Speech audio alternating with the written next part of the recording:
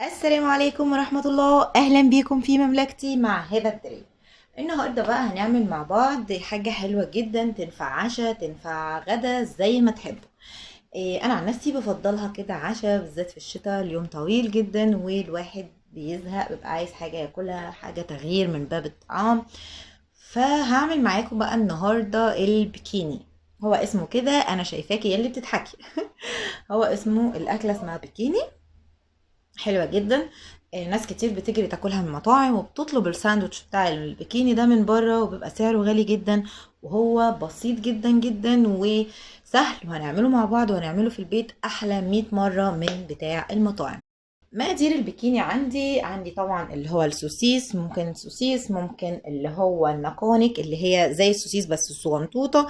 بتبقى نص السوسية كده، في منها فراخ وفي منها لحمة، وممكن برضو الهوت دوج زي ما تحبي. خلاص. بس البكيني بينطبق على ده، بس السجق لا. يبقى عندنا السوسيس. تمام، مطلعاه من الفريزر، طبعا هو بيطلع على الطبيخ على طول، ما بنفكش ونرجع نجمد، غلط جدا على حاجات كتير وعلى اللحوم والكلام ده كله، فهو مجمد. بعد كده عندي بقى اللي هيدي الطعم والنكهة بتاعة البكيني. عندي الفلفل الالوان اللي هو طبعا كلنا عارفينه، بتاع اللي هو الفلفل الالوان الرومي الكبير المسكر ده. عندي احمر وعندي اصفر وعندي اخضر. إيه، على فكره انا بجيبه وافرزه في الفريزر زي ما هو سليم، واطلع اخد منه الجزء اللي انا عايزاه عند الحاجه، عشان بستخدمه في حاجات كتير، فساعات ببقى عايزه ومعرفش مثلا اجيبه منين في الوقت اللي انا محتاجاه، فبجيبه واحطه في الفريزر. ما شاء الله بصوا، مفيهوش اي حاجه. طيب بعد كده عندي طماطم متقطعه، ممكن تحطي صلصه زي ما تحبي، انا فضلت الطماطم احسن عشان ما يبقاش مليان صلصه كتير في الساندوتش. وعندي بصله متقطعه صغير جدا. تمام. وعندي صوص الباربيكيو بيدي نكهه فظيعه. المايونيز ده هنحتاجه بقى طبعا في الحشو ان شاء الله في الساندوتش مع العيش الفينو. ما حبيتش بس اطلع العيش الفينو من الكيس بتاعه علشان ما ينشفش. يبقى المقادير اللي هنستخدمها مع بعض على النار: عندي السوسيس، عندي فلفل الوان احمر واخضر واصفر، عندي طماطم متقطعه، بصل متقطع صغير جدا، وعندي صوص الباربيكيو، وطبعا هناخد زيت وشويه بهارات. يلا بقى فكره حلوه. هنا حطيت الطاسه على نار او جريل او ايا كان اللي هتشتغلي فيه.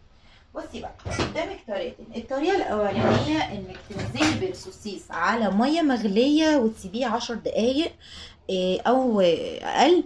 ليه بقى؟ ايه اللي هيحصل علشان يتسلق فيهم؟ طيب، الطريقه التانية، ودي الطريقه اللي انا بحب اعملها وبتنجز معاكي كمان وقت، ان انا بحب جدا انزل بيه على الجريل او الطاسه اللي انا هشتغل فيها، زي ما هو اديله تشويحه يفك معايا، اخده اقطعه وبعد كده نبدا نشتغل بيه. انا دلوقتي هنزل بيه السوسيس على الطاسه او الجريل ايا كان اللي هتشتغلي بيها، وهحطه كده بقى وعلى النار عالية، وابدأ اشوحه كله، يتشوح معايا لحد ما ياخد مثلا لون او اللي هو يفك خالص، وابدأ اللي انا اخده تاني واقطعه. تمام، هنشوف هنعمل ايه. هنا خلاص شلت كله اهو وقطعته. تمام بالشكل ده. هنعمل ايه في نفس الطاسة؟ وطيت النار بس حاجة بسيطة. هنزل بالبصل اهو. تمام، مش قادره اقول لكم ريحته حلوه قوي، التشويحه دي بتديله ريحه اجمل بكتير من اللي انت تسلقيه. خلاص، لما تعمليه بقى هو بس لوحده، يبقى تفتحيه بقى خطوط كده، اعمله برده معاكم قبل كده، وتديله بقى تشويحه وسلطاتك بقى بتبقى حلوه قوي. بس هي دي الطريقه بتاعت البكين. هدي تشويحه كده حلوه للبصله، ريحته حلو جدا علشان نازل مكان السوسيس. تمام اهو.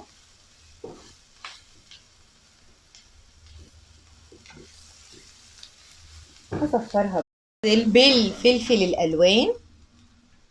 سوري، هنزل بالسوسيس اهو. بسم الله. يكمل بقى كده السوا بتاعه والتشويحه بتاعته مع البصل. مش قادره اقول لكم الريحه خطيره. تمام، واسيبه بقى يتشوح شويه كده لحد ما اشوف ان السوسيس بتاعي خد التشويح شويه كده. خلاص كده بصوا، بدأ حتى السوسيس ياخد لونه ويدي مع بعضه. هنزل بباقي المكونات بتاعتي: الفلفل الالوان والطماطم شايفين المنظر؟ مش قادرة اقول لكم منظر والريحة وشكل الالوان يفتح النفس بجد. تحفة تحفة تحفة. هننزل بقى مع بعض بالبهارات بتاعتي. هحط شوية جنزبيل بودر صغيرين جدا، شوية فلفل اسمر، حبة كده ايه، وكمون، كزبرة ناشفة، طبعا مش هننسى الملح. وعندي شوية 7 بهارات حبة صغيرين برضو اهو، ريحته خطيرة. هنزل بقى بصوص الباربيكيو اهو. تمام، هنزل كده بحوالي معلقة كبيرة. بسم الله.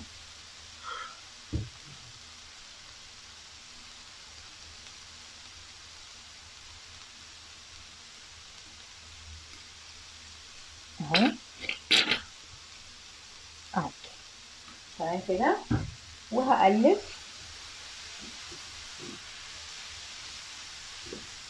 مش قادرة اقول لكم الريحة عاملة ازاي. وبنزل بشوية ملح، طبعا ما ننساش الملح عشان انا ما حطيتش اهو، شوية ملح كده. تمام، وهحط عندي حوالي ربع كوباية صغيرة مية. تمام.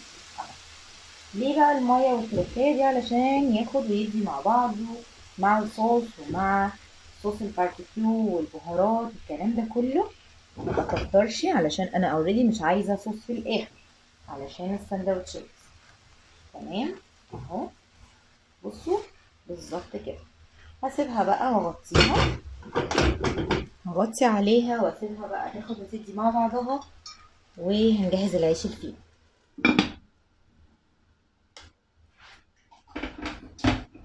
بجهز العيش الفينو. ممكن تستخدمي له بقى كايزر، تستخدمي له عيش عادي زي ما تحبي. عيش فينو عادي برضو، ده حاجه ليكي انت. العيش الفينو احلى ما فيه انك تفتحيه بالمقص، تجهزي له مقص وتفتحيه بيه. باجي كده بالشكل ده، بسم الله اهو، وابدا افتح. مش قادره اقول لكم الريحه خطيره جدا جدا جدا. وصوص الباربيكيو عامل شغل عالي جدا. لو مفيش صوص باربيكيو مفيش مشكله، بس هو بيدي نكهه اضافيه اهو. تاني بصوا، بفتحه بالشكل ده اهو، بيفضل زي ما هو ومحافظ على الفوليوم بتاعه اللي هو نفس. افضل بكتير من انك تفتحيه بالسكينه. تمام خلاص. عندي بقى هوريكم هنا.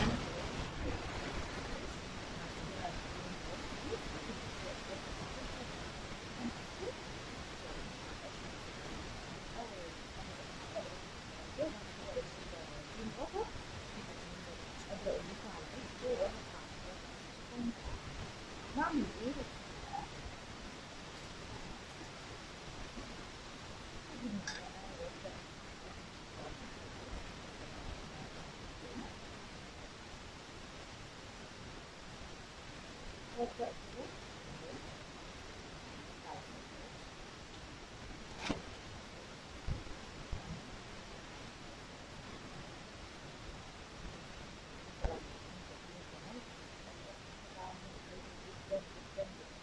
لو مفيش باربيكيو زي ما قلت لكم ممكن نحط باربيكيو ملونة، بيدي نكهة إضافية جبارة.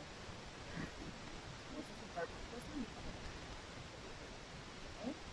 هعمل كده كمان شوية وهنكمل ايه.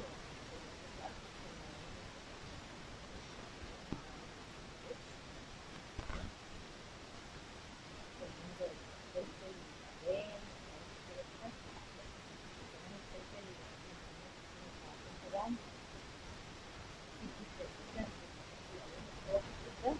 في نسبة كالسيوم عالية جدا، ولكن الكلام بتقول نسبة الكالسيوم دي عالية بشكل مش طبيعي. كده كده حاجات عالية جدا مع السلطة. حاولي دايما تدخلي فلفل الألوان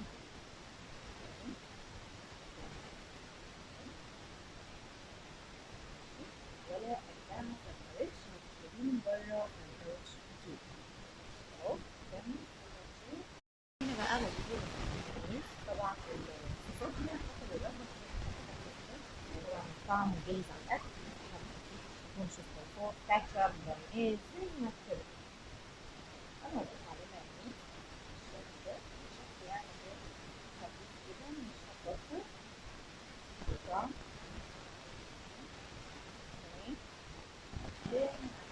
انا خلاص خلصت البيكيني بتاعي، حلو جدا جدا وطعمه مميز، ما اقولكوش بجد هيعجبكم قوي. جربوه. بصوا، حابه بقى تقدميه مع بطاطس، مع شيبسي، مع كول سلوز، الطريقه اللي تحبي تقدميه بيها قدميها، هيعجبك قوي قوي قوي. وصحتين وعافيه على قلبكم. ولو عجبكم الفيديو ما تنسوش ايه، ما تنسوش تعملوا لنا لايك وسبسكرايب وتفعلوا الجرس علشان يوصل لكم كل ما هو جديد. واشوفكم في فيديو جديد.